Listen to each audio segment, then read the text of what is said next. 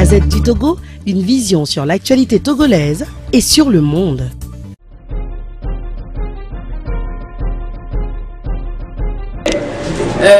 Le projet de loi de la CEDEAO en amendement. Je préfère laisser la parole.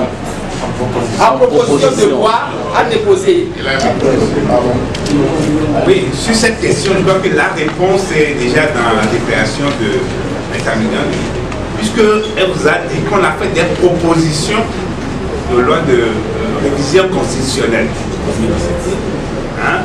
Et quel est le sort qui a été réservé à cette proposition? Ça veut dire qu'on a enterré cette proposition à la commission, dans la commission.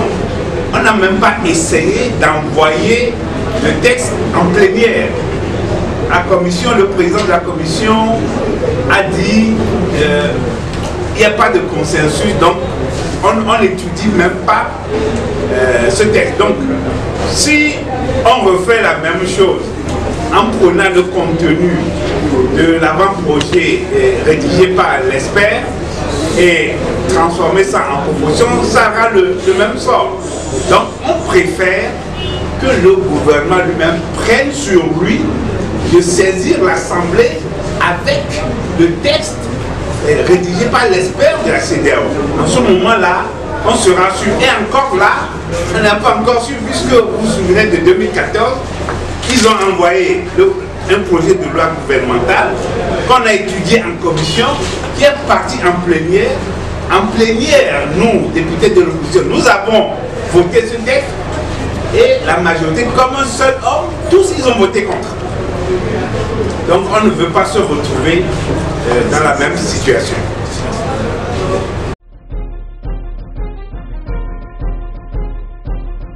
Il y a une question, effectivement, on va informer la CEDEAO de la situation de la C14, ça revient à la C14, qui va informer la CEDEAO du processus. Donc sur les autres points, effectivement, Maître Abidjan l'a dit, le gouvernement même a déjà fait deux projets de loi portant révision constitutionnelle. L'opposition en a fait deux.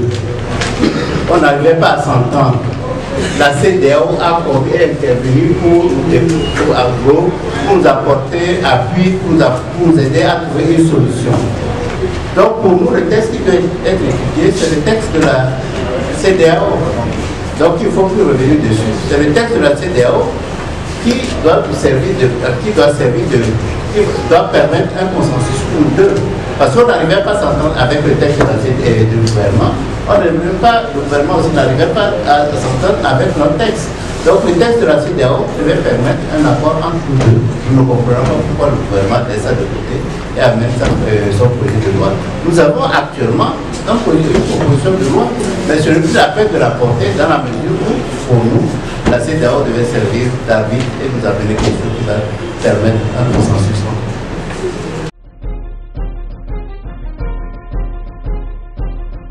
Une réponse brève à la dernière question.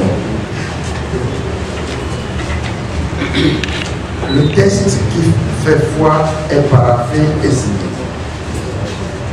Veuillez aussi.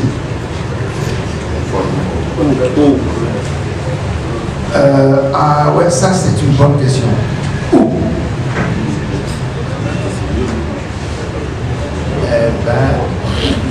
Ça doit être mis à votre disposition. Ouais, vous n'avez pas posé une mauvaise question. Il y a un texte qui a circulé, dont tout le monde dit qu'il est faux. Et effectivement, il est faux. C'est celui qui comporte la disposition transitoire. Je ne peux pas dire qu'il est faux. Il n'est pas, je préfère dire qu'il n'est pas le texte définitif. Puisque le texte définitif ne comporte plus la disposition transitoire, mais il est paraphé et signé. Et il nous a été communiqué par la CEDEAO, à la différence de l'autre que nous avons lu comme vous sur les réseaux sociaux. Donc nous, le texte dont nous tenons compte, c'est celui qui nous a été communiqué et qui porte des paraphes et une signature.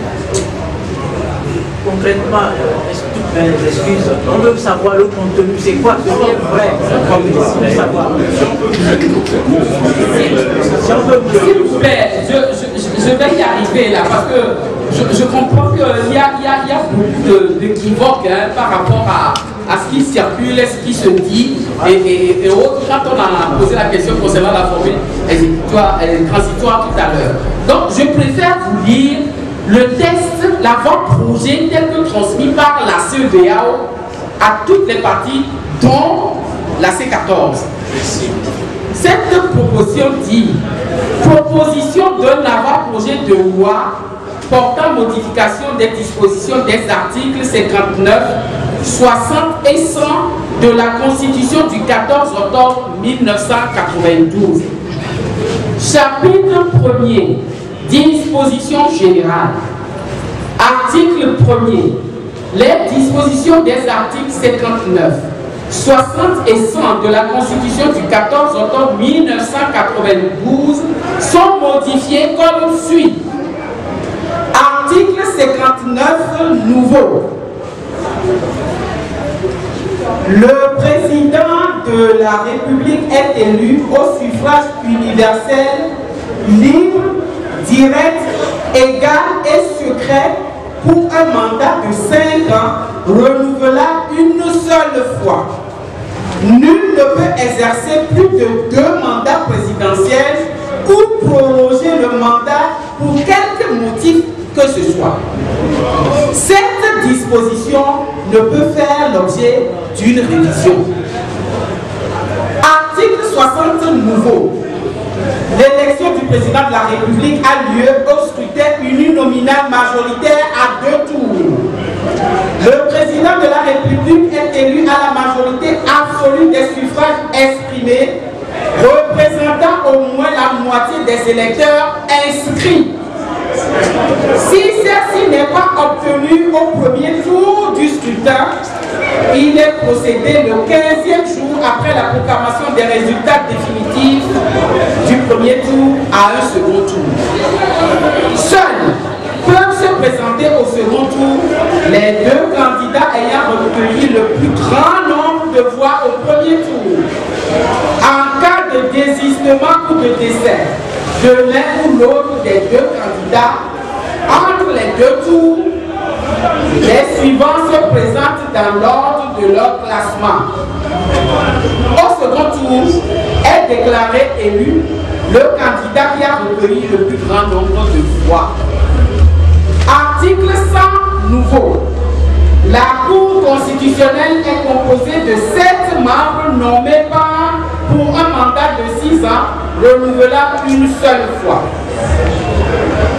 2 sont désignés par le président de la République, dont un en raison de sa compétence et son expérience professionnelle en matière juridique et administrative.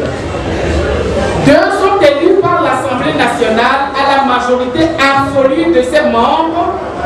Ils doivent être choisis en raison de leurs compétences juridiques et en dehors des députés. Un magistrat désigné par la Cour, par le Conseil supérieur de la magistrature.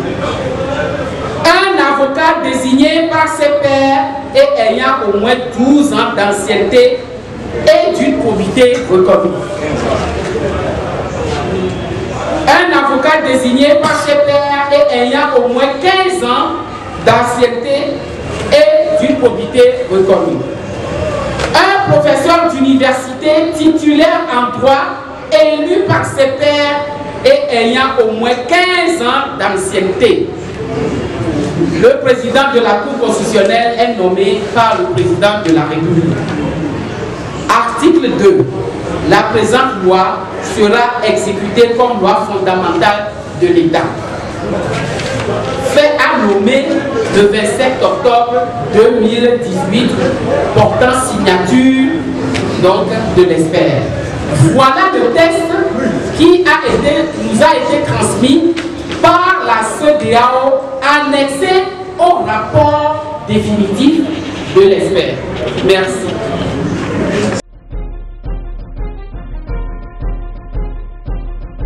Est-ce que vous pouvez comprendre qu'il y a que le gouvernement veut nous amener vers un référendum. Mais évidemment, on s'en aperçoit. On ne va pas dire qu'on ne le voit pas venir. Mais souvenez-vous, l'année dernière aussi, le projet du 5 septembre 2017, ils l'ont voté seul. Ils ont conclu que les gens 62, ils sont les 2 tiers et qu'ils vont aller au référendum.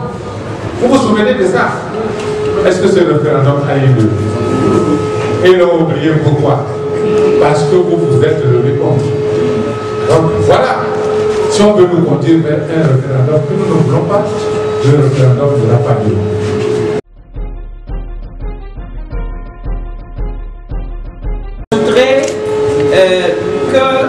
Il faudrait vous rappeler de la conclusion de la déclaration liminaire. Nous, en tant que députés, nous sommes vos mandataires. Et le peuple togolais est notre mandat. Vous nous avez mandaté pour un mandat de 5 ans à l'effet de défendre à l'Assemblée nationale, dans les compétences qui ressortent de l'Assemblée nationale, c'est-à-dire le vote de la loi et le contrôle de l'action gouvernementale, donc pour défendre vos intérêts. Alors aujourd'hui, la question qui s'est posée à nous hier, c'est est-ce que nous défendons les intérêts de nos mandats en nous associant à l'examen, à l'étude d'un test qui a été amené unilatéralement par le gouvernement en marge de tests consensuels. Puisque le test de la CEDEAO, moi je dis que c'est un test consensuel, puisque tout à l'heure, je vous ai dit que ça a été fait en concertation avec les partis au dialogue. Et donc, à partir de ce moment-là, vous savez très bien qu'à l'Assemblée nationale, un test de révision constitutionnelle doit avoir les 4/5e de l'Assemblée nationale pour pouvoir être voté. Et donc, il s'agit d'un test qui doit nécessairement être consensuel pour que tous les députés puissent se retrouver et le voter. Ce n'était pas le cas du test qui nous avait été envoyé en septembre 2017 et qui a été ramené aujourd'hui. Par contre, le test que nous propose notre arbitre, la CEDEAO, l'a été en concertation avec les autres et normalement ce test devait recevoir l'assentiment des 4/5e de l'Assemblée pour que cela soit voté et cela porte effectivement modification de la Constitution, quand bien même pour nous, beaucoup d'autres articles dans la Constitution méritent d'être modifiés. Rappelez-vous, nous avons parlé du retour à la Constitution de 1992. Le retour à la Constitution de 1992 ne passe pas par la modification de seulement 3 articles de la Constitution, mais pas moins de 42. Mais parce que nous sommes dans un dialogue, nous avons accepté que la CEDEAO qui veut se pencher sur les 3 articles que je viens de vous citer, notamment les articles 59, 60 et 100, a accepté de s'occuper pour le moment de cela et nous en remettons à la CEDEAO comme devait le faire l'autre partie au dialogue et ne pas venir vous présenter un test concordé unilatéralement par ses soins qui a d'ailleurs déjà été rejeté en 2017.